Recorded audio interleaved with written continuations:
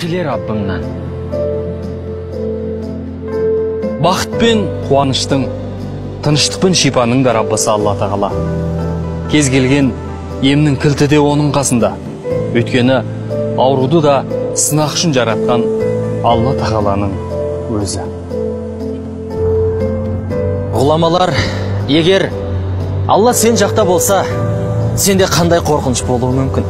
Ал Алла саған қарсы жақта болса, кімнен пана тілемексің деген екен. Егер Алла Тағала біреуге жәрдем беруді қаласа, тіпті физиканың заңдылықтары да оған қарсы тұра алмайды. Себебі оның шамасы келмейтін қиындық жоқ. Алланың аяттарын оқы да еңсеңді көтер.